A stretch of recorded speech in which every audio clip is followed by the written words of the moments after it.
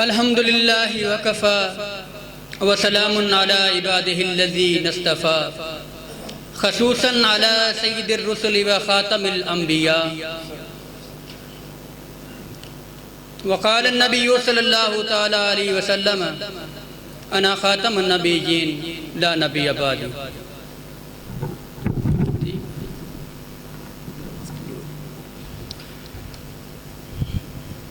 معزز سامعین، جیسا کہ بھائی نے میرا تعارف کروا دیا، میں اپنی بات کرنے سے پہلے اس ختم نبوت کانفرنس کے انعقاد پر اور عظمت صحابہ کے دفاع کے انعقاد پر میں انتظامیہ کو اور ہر اس کارکن کو جس نے انفرادی یا اجتماعی طور پر اس کار خیر کا حصہ بنے، ان کو اس کامیابی اس پروگرام کے انعقاد پر مبارکباد پیش کرتا ہوں۔ اور معزز ناظرین، میرے لیے یہ سعادت کی بات ہے کہ آج سے 3 سال قبل یہی فیصل آباد کا شہر تھا اور اس کی تحصیل سمندری تھی اور فیصل آباد کا اندرون تھا، جس میں مرزا غلام قادیانی کی جھوٹی نبوت کو پھیلانے کے لیے کوشاں تھا۔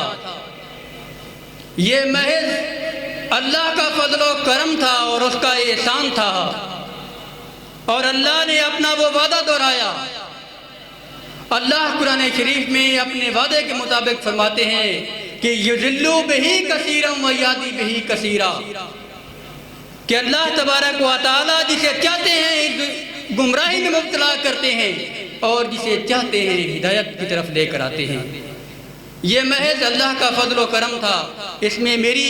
کوئی کمال کی بات نہیں تھی۔ ہاں، میری محنت اس میں ضرور تھی اور میری ایک تڑپ تھی، ایک لگن تھی کہ میں اس حقیقت تک ضرور پہنچوں کہ آخر پوری دنیا کے جتنے مسلمان ہیں، مسلمانوں کے جتنے مکاتب فکر ہیں، وہ صرف قادیانیت کو جھوٹا کیوں کہتے ہیں؟ کیونکہ 1934 میں میرے دادا نے قادیان جا کر مرزا بشیر الدین محمود، جو مرزا غلام قادیانی کا بیٹا تھا اور اس کا گدی نشین دوسرا گدی نشین تھا، اس کے ہاتھ پر اس منحوس مذہب کو اپنے گھر میں لے کر آئے۔ اور دوسری بڑی بدقسمتی ہماری یہ تھی کہ ہماری اس گھرانے میں پیدائش ہوئی، میں اس گھرانے میں پیدا ہوا جو 1934 سے آج تک مرزا غلام قادیانی کی مذہب کی تبلیغ میں کوشاں ہے۔ تو میرے ماں باپ نے میرے پیدا ہونے سے پہلے مجھے مرزا غلام قادیانی کی تبلیغ کے لیے وقف کر رکھا تھا کہ ہمارے ہاں جو بھی بچہ پیدا ہوگا وہ ہم مرزا غلام قادیانی کی تبلیغ کے لیے اس کو وقف رکھیں گے، اور اس کو وقف نو کہا جاتا ہے۔ اور اس وقف نو کے تحت اس وقت ہمارے خاندان میں 22 مربیان جو ہیں وہ مرزا غلام قادیانی کی تبلیغ کو پھیلانے کے لیے کوشاں ہیں۔ اللہ تبارک و تعالیٰ ان کو بھی ہدایت دے۔ تو معزز ناظرین، میں بھی قادیانی جماعت کا ایک مذہبی رہنما تھا۔ ان کے جیسے ہمارے مدارس کے درس نظامی ہوتے ہیں، اس طرح ان کا بھی چناب نگر میں سربوا میں جامع احمدیہ کے نام سے مدرسہ ہے، جہاں وہ اپنا درس نظامی کرواتے ہیں، اور درس نظامی کرنے کے بعد وہ اپنے اس مربی یعنی مذہبی رہنما کو اپنے ہی زیر سایہ مختلف جگہوں پر جہاں ان کی قادیانیت ہوتی ہے، جہاں ان کے منحوس لوگ ہوتے ہیں، ان کی تعلیم و تربیت کے لیے اور مسلمانوں کے ایمانوں میں وساوت پیدا کرنے کے لیے مختلف جگہوں پر تعیناتی کرتے ہیں۔ تو معزز ناظرین کرام، 2011 میں نے جامعہ احمدیہ چناب نگر جو ان کا مدرسہ ہے وہاں سے ان کا درس نظامی پاس کیا، اور سب سے پہلی تقرری جو میری قادیانی تبلیغ کے لیے ہوئی وہ 2 کوٹہ تحصیل میلسی ضلع بہاڑی میں ہوئی۔ اس کے بعد وہاں سے اپنا ٹائم پورا کرنے کے بعد تحصیل گوجرا ضلع ٹوبہ ٹیک سنگھ میں میں نے قادیانیت کی تبلیغ کی اور اس کے بعد مجھے تحصیل سمندری کا مربی بنا دیا، اور یہ سارا سفر، اس سفر میں بہت سے مسلمانوں کے ایمانوں کے ساتھ چلتا رہا۔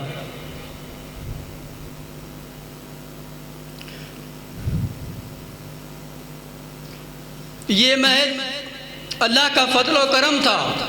کہ اس نے مجھے اپنے محمد رسول اللہ صلی اللہ علیہ وسلم کے سچے دین کے جھنڈے تلے جمع کر دیا۔ معزز ناظرین، جب میں کسی مسلمان سے، میں مرزا غلام قادیانی کی بات یہاں اس لیے نہیں کر رہا کہ اس کی عقائد کیا ہے، اس نے صحابہ کرام، اہل بیت، انبیاء کرام کے متعلق کیا گستاخیاں کی، وہ الگ موضوع ہے، اس کے لیے بہت وقت درکار ہے۔ انشاءاللہ اگر اللہ نے وفا کی تو زندگی میں کبھی یہاں کھڑے ہو کر ان کے ان عقائد باطلہ سے بھی پردہ اٹھائیں گے، لیکن میں اپنے موضوع کی طرف آتا ہوں کہ قادیانیت مسلمانوں کے اندر، مسلمانوں کے ایمانوں کے ساتھ کیسے کھیلتے ہیں، مسلمانوں کے ایمانوں کے ساتھ کیسے کھیلتے ہیں اور ان کے ایمانوں میں کیسے وساوس پیدا کرتے ہیں، کیونکہ یہ ہماری بنیادی ذمہ داری تھی۔ تو معزز ناظرین، جب قادیانی کسی مسلمان سے بات کرتا ہے تو سب سے پہلے وہ علماء حق کے خلاف اس مسلمان کے دل میں بیج ڈالتا ہے۔ تو معزز ناظرین، جو آپ یہاں پہ موجود ہیں، ایک بات اپنے پلے باندھ لیجئے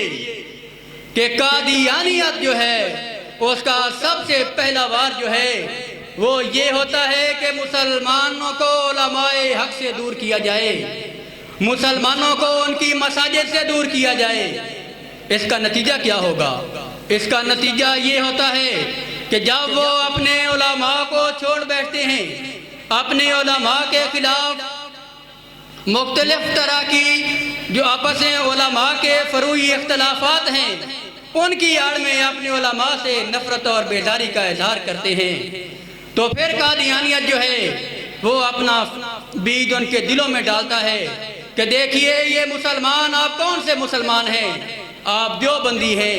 آپ بریلوی ہیں، آپ اہل حدیث مسلک سے تعلق رکھتے ہیں، آپ کون سے مسلمان ہیں؟ تو جب وہ مسلمان کہے گا کہ میں اہل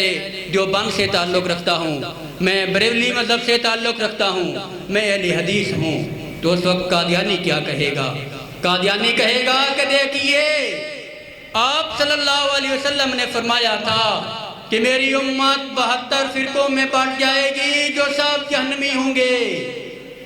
اور صرف ایک جماعت ہوگی جو کامیاب ہونے والی ہے۔ تو اس لیے یہ دیکھیں، اہل حدیث کہتے ہیں کہ دیوبندی کافر ہے، اور دیوبندی کہتا ہے کہ اہل حدیث کافر ہے، اب تم کون سے مسلمان ہو؟ تو میرے بھائیوں، یہ بات سمجھنے والی ہے۔ میرے علماء یہاں پہ تشریف فرما ہیں، میں جہاں غلطی کروں میری تصحیح فرما دیجئے۔ تو معزز ناظرین، جو ہمارے آپس کے اختلافات ہیں وہ ہمارے فروعی اختلافات ہیں۔ ہماری بنیاد ایک ہے، ہمارا عقیدہ توحید ایک ہے، ہمارا قرآن ایک ہے، ہمارا عقیدہ ختم نبوت کے اوپر اتحاد و اتفاق ہے۔ اور جتنے بھی ملت اسلامیہ کے مکتبہ فکر ہیں، جب 1974 کی اسمبلی میں قادیانیوں کو غیر کافر قرار دیا گیا، ان کو غیر مسلم قرار دیا گیا،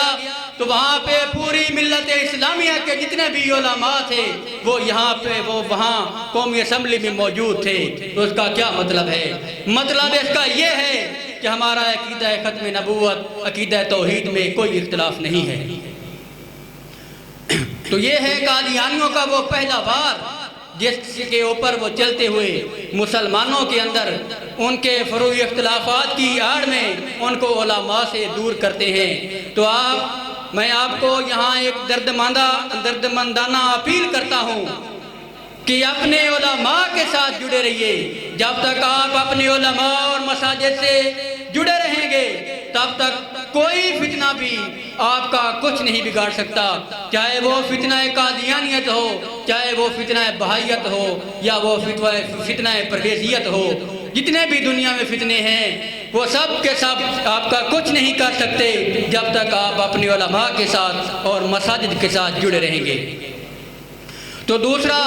وار جو قادیانیت مسلمانوں کے اوپر استعمال کرتی ہے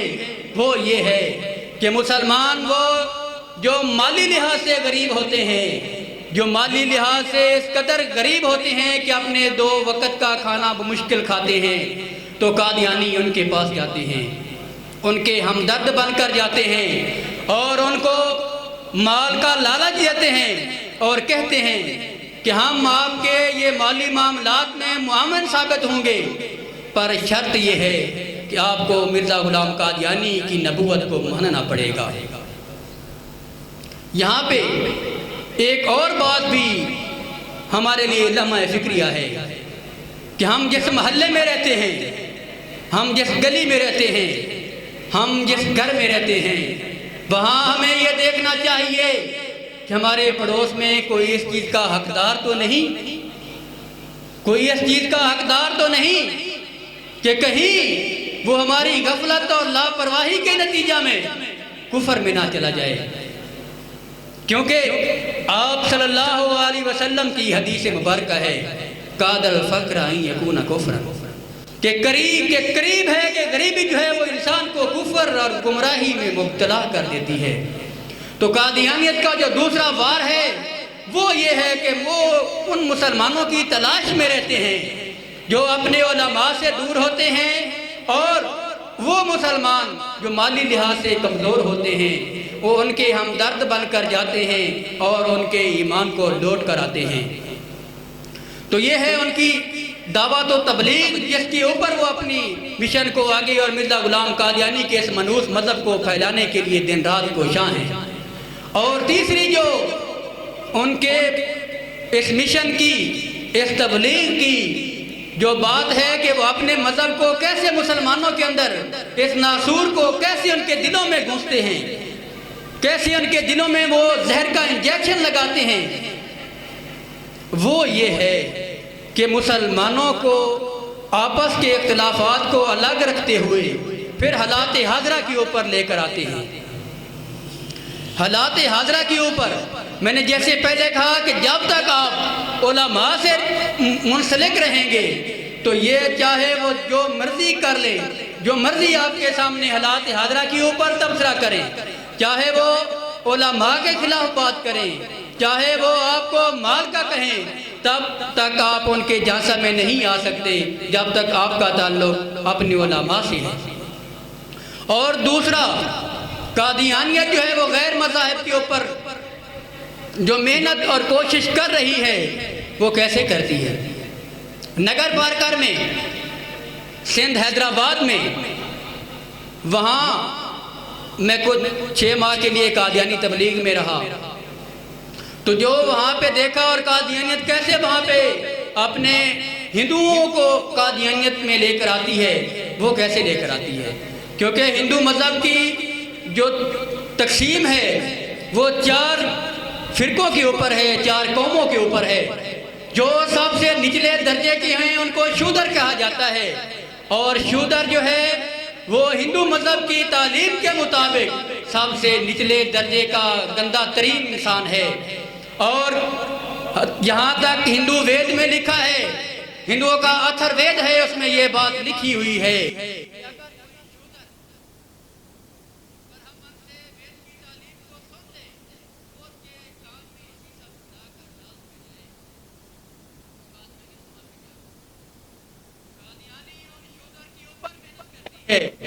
وہ مالی لحاظ سے بھی کمزور، مذہبی قادیانی اس کو ہندو مذہب کی لحاظ سے وہ سب سے نچلے درجے کے شودر لوگ، ان سے محبت کرتی ہے اور کہتی ہے کہ ہم آپ کے وہ خیر خواہ ہیں، کیونکہ مرزا غلام قادیانی نے ہندوؤں کو مخاطب کرتے ہوئے کہا کہ میں تمہارے لیے شری رام چندر جی کا دوسرا اوتار ہوں، کیونکہ مرزا غلام قادیانی وہ ملعون تھا جس نے نہ تو صحابہ کرام کو چھوڑا، نہ انبیاء کو چھوڑا، نے کہا میں کبھی موسیٰ کبھی یعقوب ہوں، نیز ابراہیم ہوں، نسلیں ہیں میری بے شمار۔ اسی طرح مرزا غلام قادیانی نے ہندوؤں کو مخاطب کرتے ہوئے کہا کہ میں تمہارے لیے تمہارا نبی جس کو تم سری رام چندر جی کہتے ہو اس کا دوسرا اوتار ہوں، اس لیے میں تمہارا خیر خواہ ہوں اور تم کو اس دلدل سے نکالوں گا۔ تو مرزا غلام قادیانی وہاں پہ اپنے قادیانی مربی جو ہیں اور قادیانی جماعت کے لوگ جو ہیں ان بیچاروں کو جن کو دین کا بھی نہیں پتا ان کے سامنے اسلام کا نام پیش کرتے ہیں، ان کو کہتے ہیں کہ محمد رسول اللہ صلی اللہ علیہ وسلم کا سچا دین ہے۔ پہلے اس کے سامنے جو وید کے اندر اسلام کی تعلیمات کی گواہی دی گئی ہے اس کو پیش کرتے ہیں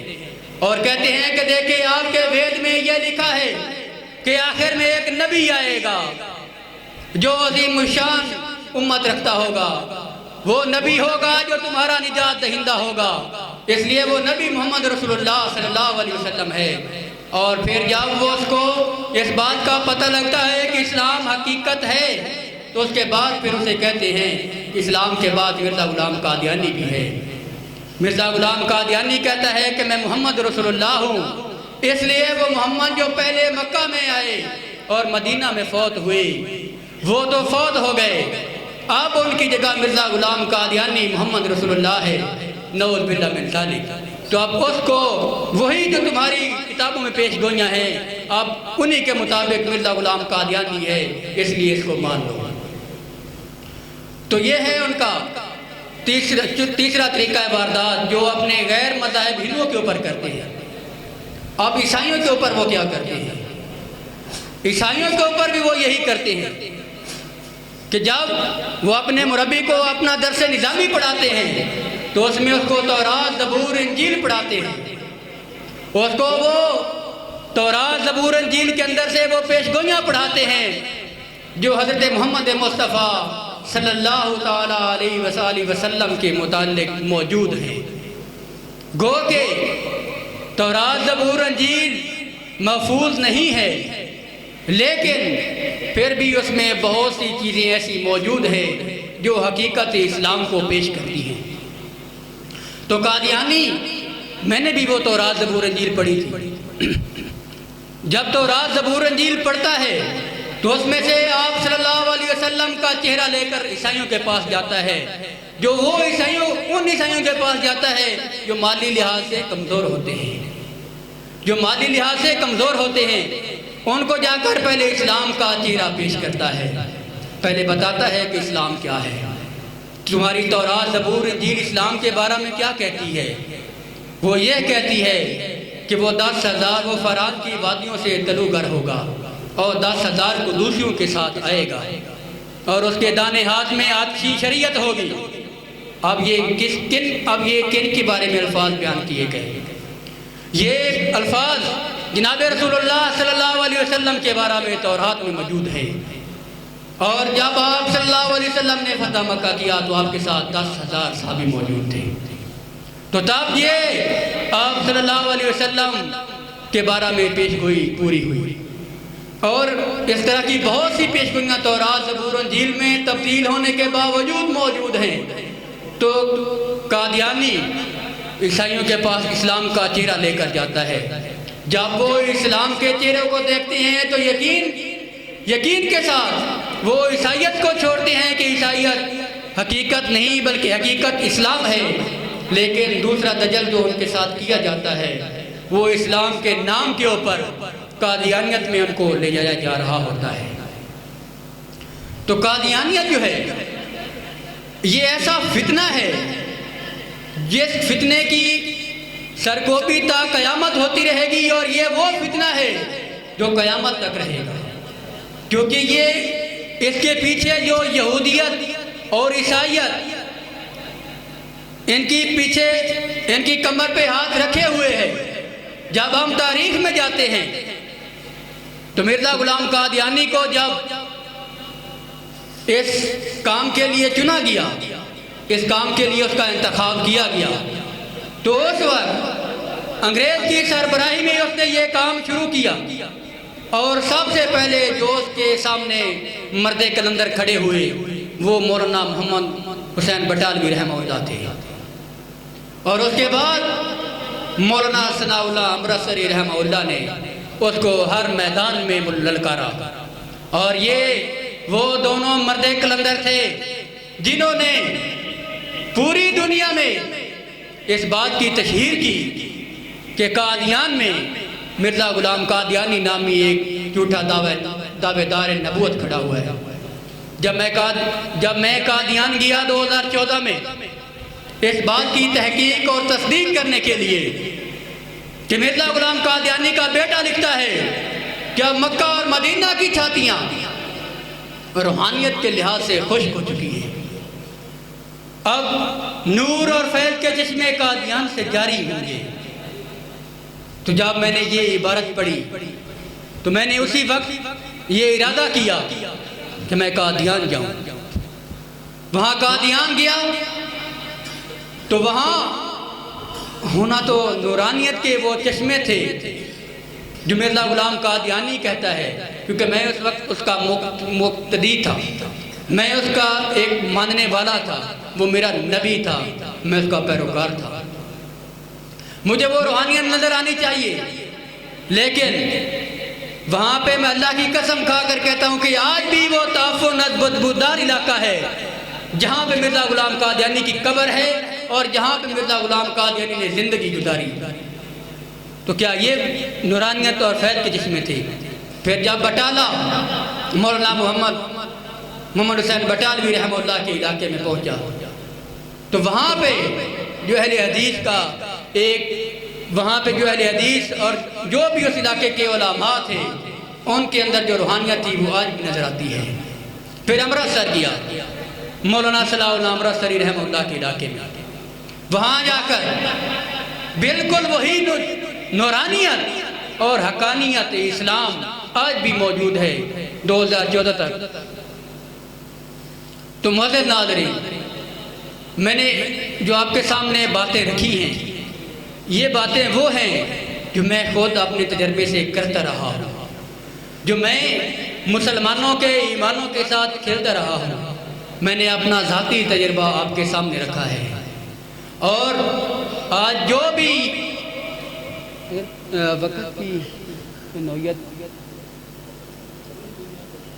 میں نے کہا کہ وقت کی جو ہے وہ میری وجہ سے، تو یہاں پہ میں ایک اور بات کی بھی وضاحت کرتا چلوں کہ آج قادیانی جس کو بھی ملتا ہے اسے کہتا ہے کہ ہم کلمہ لا الہ الا اللہ محمد رسول اللہ پڑھتے ہیں۔ یہ سب نے سنا ہوگا اور اپنے علماء سے بھی سنا ہوگا، ان سے پوچھا بھی ہوگا کہ قادیانی تو لا الہ الا اللہ محمد رسول اللہ پڑھتے ہیں، پھر وہ کافر کیوں؟ یہاں میں کلمے کی وضاحت کرنا چاہتا ہوں کہ قادیانیوں کے مرزا بشیر احمد ایم اے، یہ مرزا غلام قادیانی ملعون کا بیٹا تھا جس کا نام مرزا بشیر احمد ایم اے تھا۔ اس سے کسی نے سوال کیا کہ جناب آپ نے نیا نبی تو بنا لیا،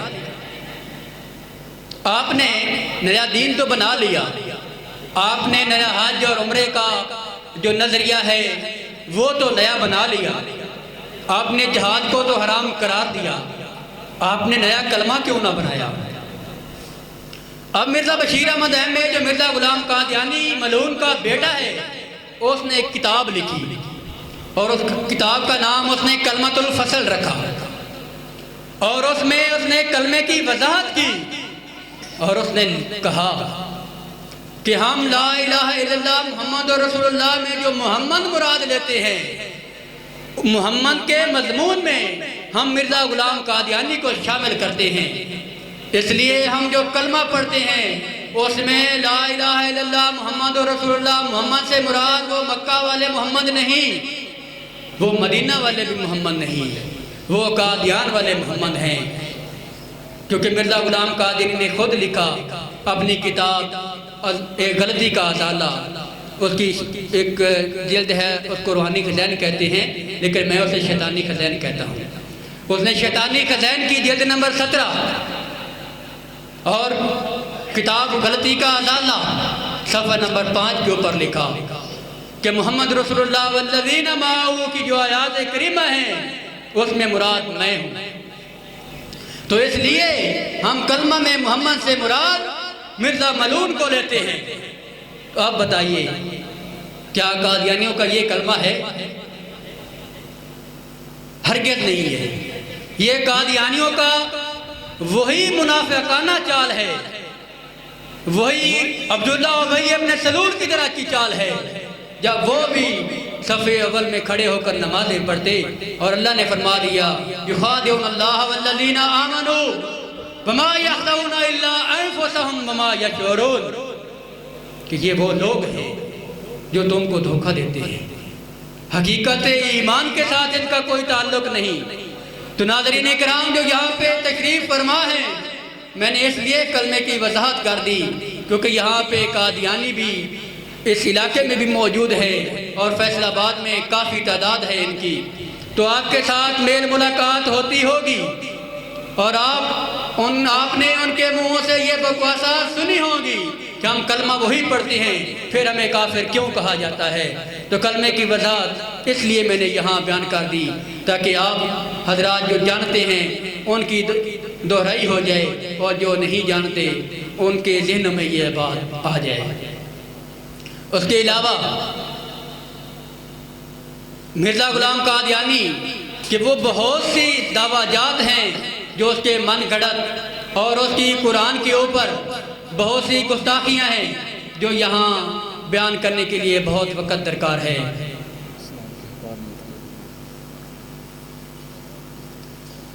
تو اس کے بعد میں نے جب اسلام کی طرف مجھے ایک دوست نے رہنمائی کی کہ آپ نے تورات زبور انجیل پڑھی ہے، اسلام کی حقانیت کو دیکھا ہے، تو آپ نے کبھی مرزا کو نہیں پڑھا؟ میں نے کہا مرزا کی تو وہ کتابیں وہ تو الہام کے تحت لکھی گئی ہیں، ہمارا ایمان ہے کہ مرزا کے اوپر جو الزامات لگائے جاتے ہیں یہ مولویوں کی طرح بنائے ہوئے اعتراضات ہیں، ان کا جماعت قادیانیت کے ساتھ کوئی تعلق نہیں۔ تو چنانچہ اس نے مجھے ایک پمفلٹ دیا کہ قادیانی کافر کیوں، اس میں بہت سی تحریرات تھیں جو پہلے تو میں نے ان کو ایک ردی کی حیثیت سے سمجھ کر تحصیل سمندری کی ہیڈ کوارٹر میں رکھ دیا، جو ان کا مرکزی ہے، تحصیل کا ہیڈ کوارٹر ہے، تو میں نے وہاں پہ اس کو رکھ دیا۔ تو ایک دن صفائی کرتے ہوئے میں نے اس کو دیکھا تو میں نے کہا پڑھوں تو صحیح کہ آخر اس میں حقیقت کیا ہے۔ تو جب ان کو پڑھنا شروع کیا تو وہ ساری چیزیں جو ہمیں قادیانیوں کے درس نظامی میں پڑھائی جاتی تھی، وہ حدیث مبارکہ جن میں آپ صلی اللہ علیہ وسلم نے حضرت عیسیٰ علیہ السلام کے نزول کا ذکر فرمایا ہے اور علامات بیان فرمائی ہیں، تو قادیانیوں نے وہاں دجل سے کام لیتے ہوئے ان حدیث مبارکہ کے اندر حضرت عیسیٰ علیہ السلام کے نام کو تبدیل کیا اور وہاں پہ مسیح کا لفظ ڈال دیا اور کہا کہ عیسیٰ علیہ السلام کا مسیح آئے گا، عیسیٰ علیہ السلام نہیں آئیں گے۔ تو جب وہاں پہ میں نے یہ بات دیکھی کہ وہاں مسیح لکھا ہوا ہے، نیچے حدیث کا ریفرنس لکھا ہوا ہے، تو میرے پاس حدیث کی کتب موجود تھی، میں نے ان کو کھولا، جب دیکھا تو وہاں پہ تو اللہ کے نبی صلی اللہ علیہ وسلم کی قسم موجود ہے کہ مجھے قسم ہے اس ذات کی جس کی ہاتھ میں میری جان ہے کہ عیسیٰ ابن مریم ضرور نازل ہوں گے۔ تو یہ وہ بات تھی جس نے کہا کہ ایک طرف اللہ کے رسول کی قسم ہے اور دوسری طرف ایک عام انسان کی بات ہے۔ اب میرے لیے فیصلہ کرنا یہ تھا کہ اللہ کے رسول کی قسم کو مانوں یا مرزا غلام قادیانی کی بات کو مانوں۔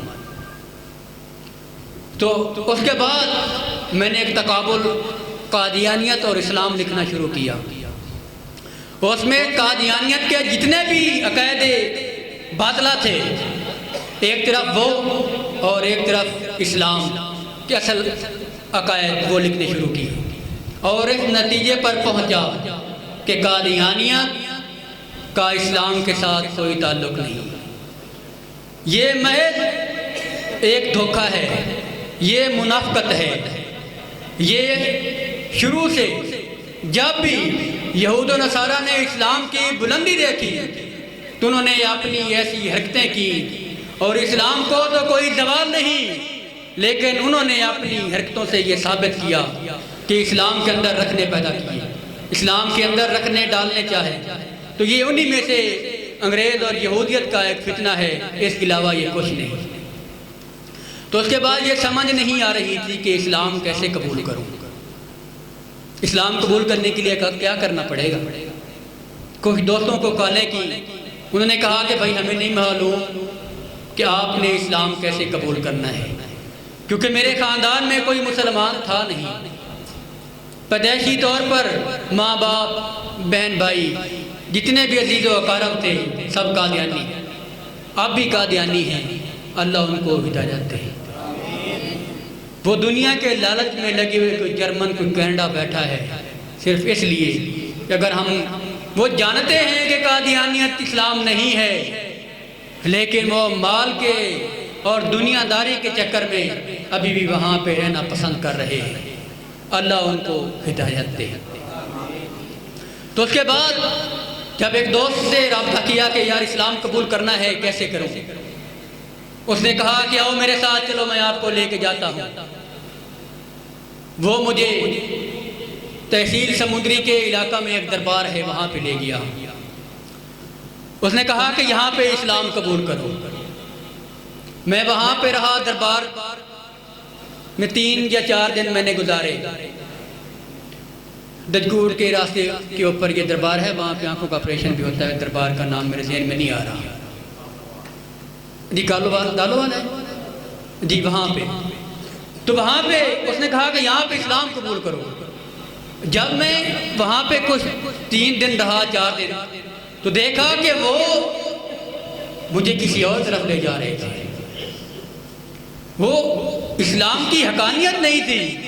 جس حقانیت کے لیے میں نے قادیانیت کو چھوڑا تھا۔ پھر اس کے بعد میں نے تبلیغی جماعت والوں کو دیکھا، پھر میں ان کے پاس مولانا طارق جمیل صاحب اور مفتی حسن صاحب جو رائے گنج والے ہیں ان کے پاس رائے گنج گیا۔ میں نے کہا یہ میرا معاملہ ہے، یہ میرے سارے دستاویزات ہیں، یہ میرے پاس قادیانی درس نظامی کی اسناد ہیں۔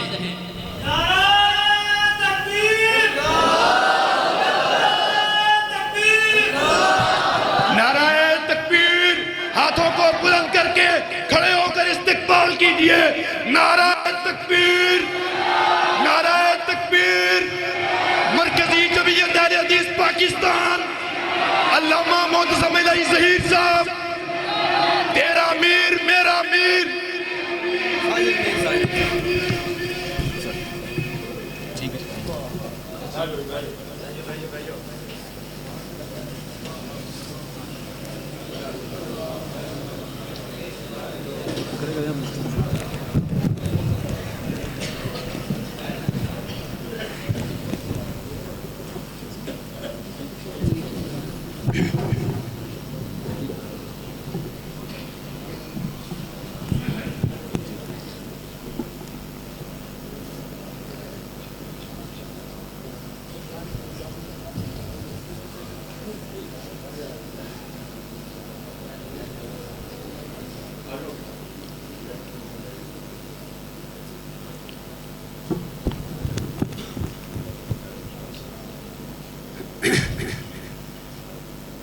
تو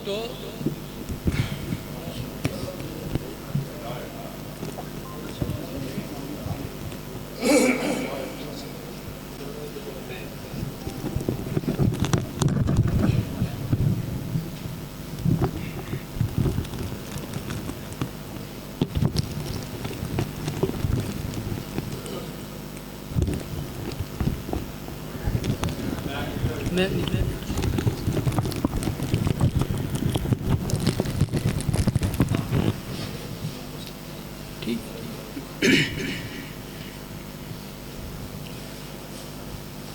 میں اپنے آنے والے معزز مہمانوں کو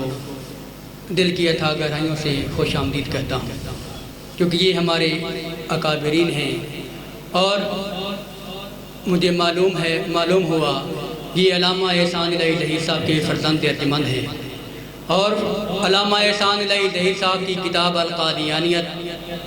ہی میرے لیے وہ پہلی کتاب تھی جو مجھے پروفیسر عتیق اللہ عمر صاحب نے دی، اور اس کا مطالعہ کیا کہ قادیانیت کیا ہے۔ تو میں